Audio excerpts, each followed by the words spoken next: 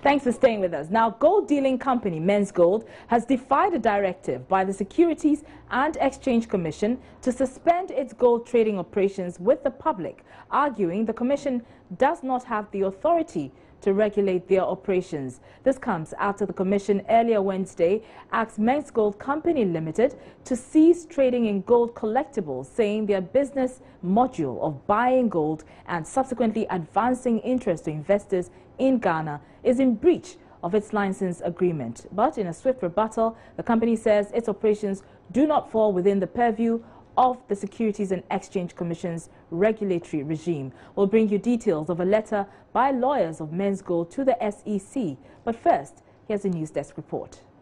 In its letter to Menzgold, the Securities and Exchange Commission said the company had been dealing in the purchase and deposit of gold collectibles from the public and issuing contracts with guaranteed returns with clients without a valid license from the Commission. This, the SEC says, is in contravention of Section 109 of Act 929 with consequences under Section 2016I of the same Act. The company was, however, cleared to continue its other businesses of assaying, purchasing gold from small-scale miners and export of gold. The directive led to what some have described as panic withdrawals by some customers when JoyNews visited the company's East Legon office following the Commission's directive. A long queue was visible from the company's gates right to their main office. JoyNews learns some frustrated customers who had come to withdraw their deposits had to be restrained by officials of the company after they were asked to return later for their monies. But reactions by customers to the Securities and Exchange Commission's letter to Menzgold have been mixed. One customer we spoke to said he would withdraw all his deposits. I invested with Menzgold 1 year now, and when I heard of the percentage they were giving, it looks mouth-watering. So I had to make that bold decision, and then take my money from wherever it was to their company. And truly, when I brought my money, the agreement we signed, they have fulfilled it so far. But I think last month or so, when the notice came from Bank of Ghana that they should close down, in fact, I panicked a little. So I decided to terminate my contract. And how much do you have invested there? I have 100,000. So I take 10%, that is 10,000. Today, one of my contracts is ending. That's about 52,000. And then I had another 40,000. That one I'm terminating. They said if you terminate your contract, they will take 25%. So I'm ready to let go of the 25%. That is 10,000. So I'm taking 30,000. I had already taken 30,000 last month. But not everyone is withdrawing their monies from the company in spite of the Commission's directive. Another customer JoyNews spoke to was of the view Menzgold was not being treated right by the regulatory agencies. I've been saving with Menzgold for almost over 3 years now. Generally, it has been fair, and transaction has been good for the past almost 3 years. The only challenge that we've experienced with regards to Menzgold, as far as Menzgold is concerned, is just a couple of weeks ago when they decided to enroll onto the banking system, whereby our interest will be transferred into our various accounts, so that we don't need to come here or walk into their premises to pick up their interest. If I may ask, how much did you deposit? Within 3 years, I've deposited almost about 300,000. The information going on social media that Menzgold is an illegal and no one should trade with them. These issues came up 2 years ago, or let me see, 2 years ago, and the same issue is persisting. But if really they were doing illegal business, they should have been closed down by now. They should rather help them go through the right processes so that they can really stand on their feet. Officials of Menzgold declined to comment when approached by JoyNews, only saying they were in talks with their lawyers on the matter. Well, in a swift rebuttal earlier Wednesday, the management of Menzgold Ghana Limited clarified, or they said that it found the leak of its interactions with the Commission, quote, needless, distasteful, and in very bad faith, according to the company. It was disappointed by the release of the details to the public, having been engaged in discussions with the SEC in order to find a resolution to the situation. So it says management of Menzgold finds it unfortunate that a letter relating to business discussions between the organization and the Securities and Exchange Commission has found its way to the public.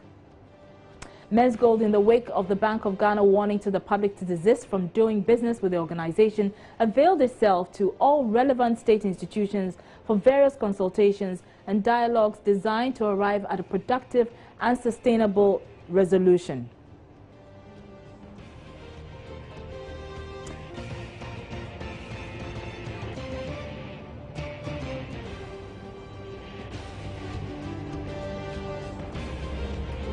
One of such organizations is the Securities and Exchange Commission, with whom we have been hopeful of arriving at a cordial resolution to all matters. If any, then we submit to its standards. This needless leak, believed to be coming from the SEC, is, to say the least, in very bad faith and distasteful, as it defeats our confidence in the body and an affront to cooperation. We totally condemn it.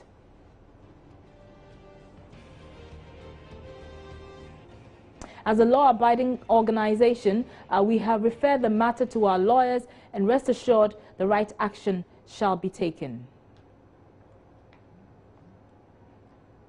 Well, lawyers of Menzgold have also criticized the SEC and actually accused them of contradictions in their own directive. And I have a copy of the letter with me. It is directed at the Securities and Exchange Commission and signed by Kwame Ekufu, who is lawyer for Menzgold. And I'll give you highlights of the letter. It says, your earlier letter of 27th August 2018 gave our client a 2-day window to respond to a number of queries. You will recall that pursuant to this, we requested by way of letter dated 29th August 2018 for a 2-week extension to enable us respond in adequate manner. In acknowledging receipt of our letter by way of yours dated 30th August 2018, you were silent about our plea for an extension. We took same to be an agreement to extend, especially when we did not receive any information to the contrary from you. We therefore find it unfortunate that, without waiting for the said time to lapse, nor giving our client any notice whatsoever, but in an unhealthy overreach, you sent to our client a letter with a heading which states notice to suspend trading without license. While the heading of the said letter indicates a purported suspension of trading without a license, the content, however, speaks of a direction that our client's business would be shut down. The contradictions in your directive are for you to resolve, and it makes your intentions difficult for our client to understand or comply with. It continues and says, be that as it may, we are instructed to respectfully inform you that our client's business module, which is essentially that of the sale of gold collectibles, is not one that falls within your regulatory regime. Please be informed that our client is not issuing any tradable note, as you erroneously state in your letter of 7th September 2018. Our client is willing to respond to the queries raised in your letter of 27th August 2018 and would like to respectfully request that you furnish it with the provisions of the Securities and Industries Law that its business and objects fit into, and what it requires for the purposes of a license, if any. This request is without prejudice to the rights of our clients. Again, our client reiterates that it is not engaged in capital market activities, and neither does it issue gold-backed depository notes. Under the circumstances, we are instructed to inform you that our client finds your purported directive to shut down or suspend its operations untenable and is unable to comply with the terms of your letter dated 7th September 2018, especially considering the contagion and the effect on the market and its customers. We are available at your convenience for any meeting or discussions to resolve this impasse. Thank you. And so those are extracts of a letter by lawyers for Menzgold. Well, let's stay on this issue a while longer because the Director General of the Securities and Exchange Commission, Reverend Daniel Obami-Tete, has been explaining to my colleague George Rafi why they issued this directive to Menzgold. The point is, if you are engaged in an activity which can be seen as capital market activity or securities industry activity, you need a license.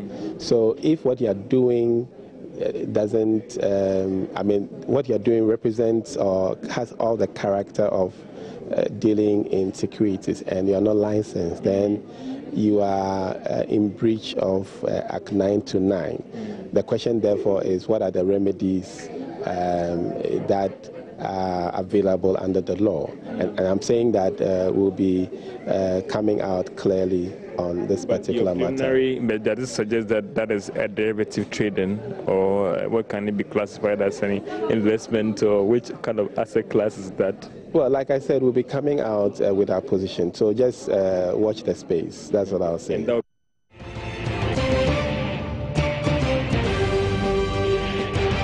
JoyNews.